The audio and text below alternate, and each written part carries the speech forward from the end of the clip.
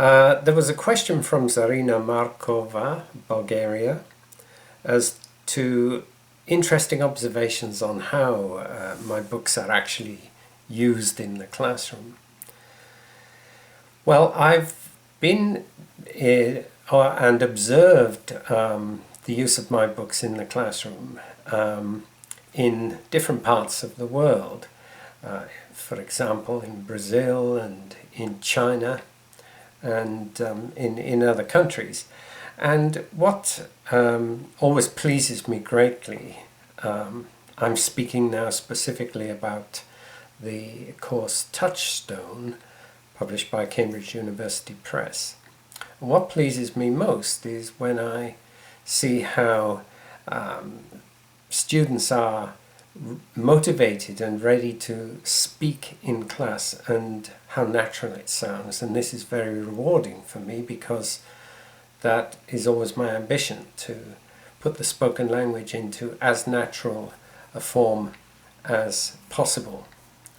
My other main class or student textbook, the English Vocabulary in Use series, also published by Cambridge University Press, is more for self-study, so I have less perhaps that I can say about how they are used, since they're used individually mostly by students.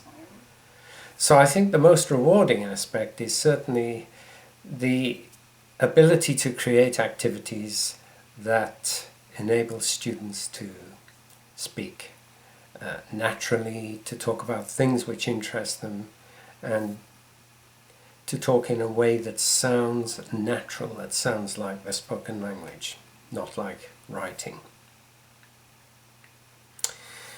Sotiria Koui from the US has asked me what I think is the contribution of corpora to the non-native EFL teacher.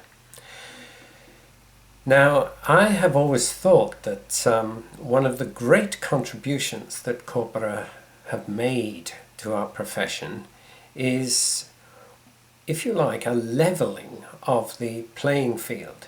In the old days, when I began as an English teacher, the authority of the native speaker in the staff room was unquestioned.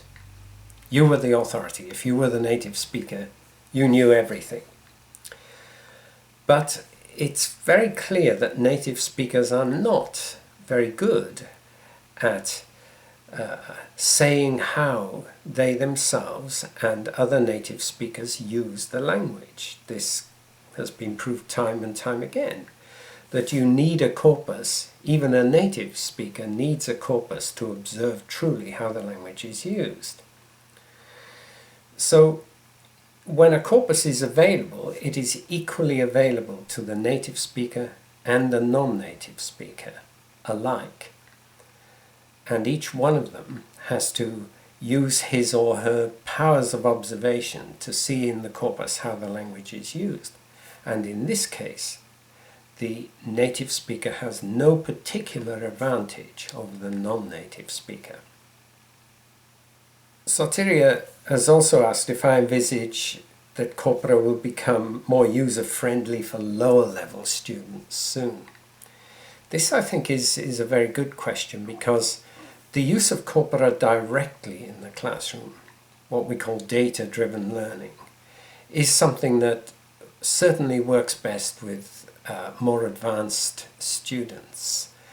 And lower-level students, if they're using a corpus to search for something, can very often be distracted by too much unknown material in the context and consequently become demotivated. One way around this was a way that was devised by Rachel Allen of University College Dublin in Ireland. And she made a corpus of simple readers where the vocabulary was controlled.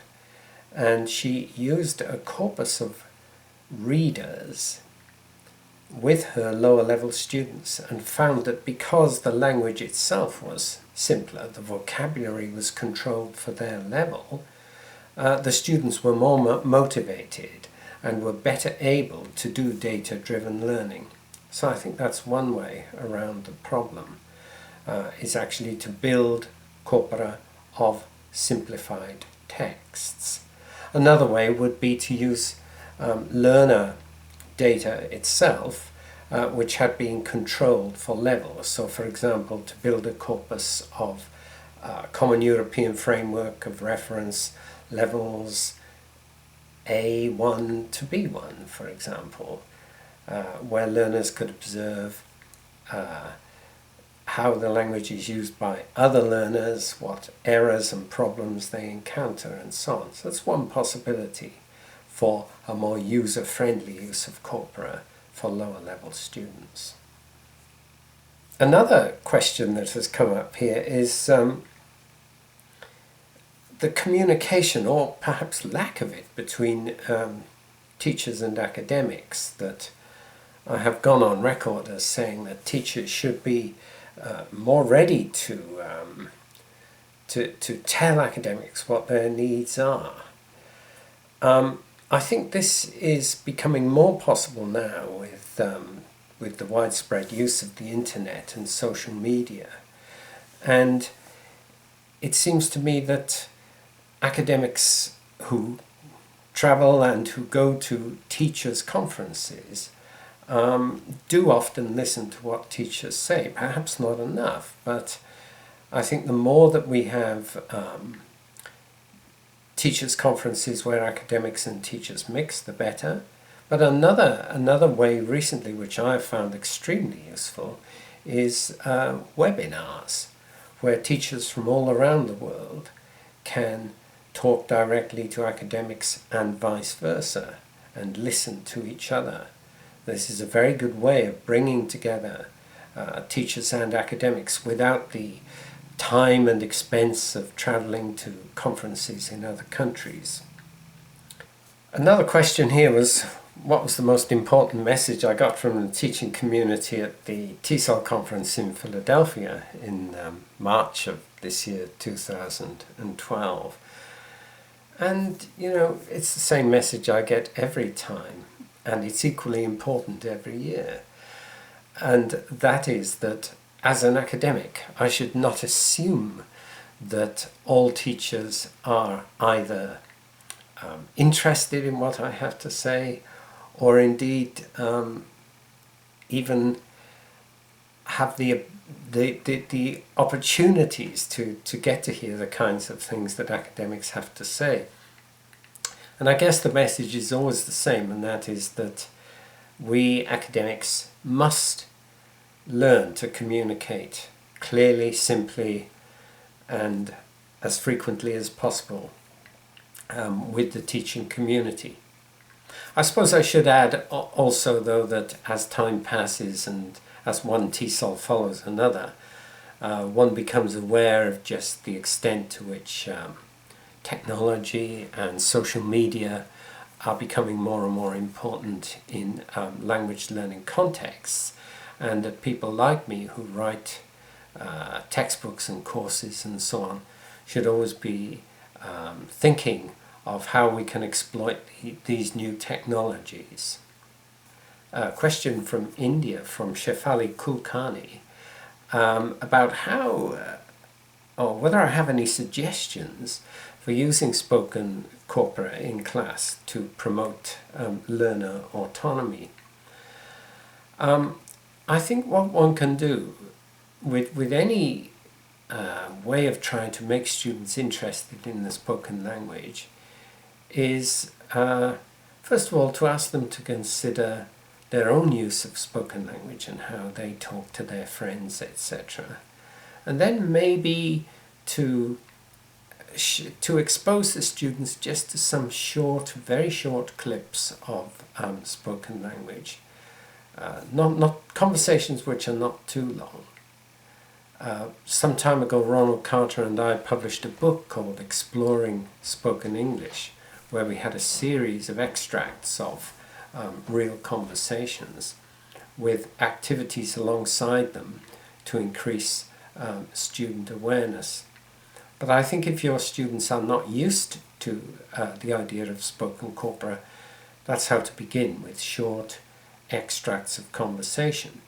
If they then become interested in conversation, then you can indeed use spoken corpora in a variety of ways. You can either use it for data-driven learning, that is by directly searching a corpus, or you as a teacher can use it to take out extracts from spoken corpora and present them in class. You may have to tidy them up and edit them a little, and simply, first of all, to build awareness exercises. I think that's the most important thing.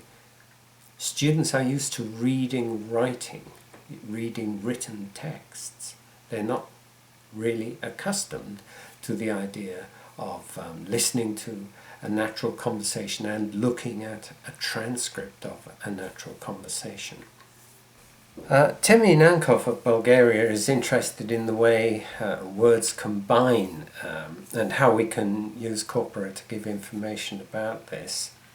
I think there are two main ways that corpora help us. One is to see how words form chunks, and the most common chunks are either 2 words, 3 words, or perhaps 4 words long.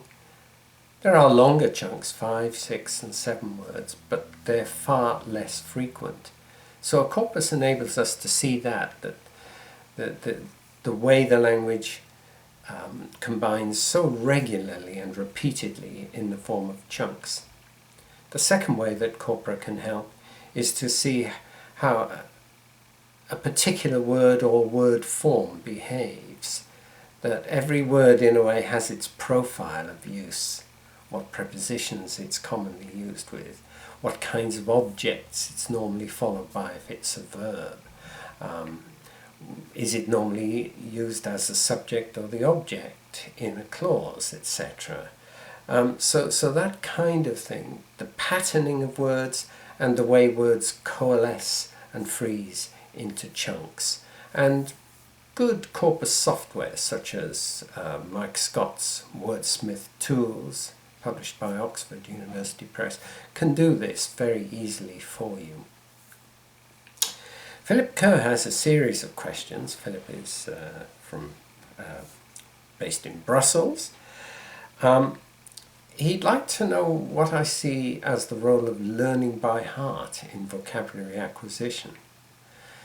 I do see a role for learning by heart simply because there are too many words to remember. After all, to become an advanced user of a language like English, you really need a vocabulary of between 5,000 and 6,000 words or more. And so actually learning words by heart, however you do it, is quite a useful thing.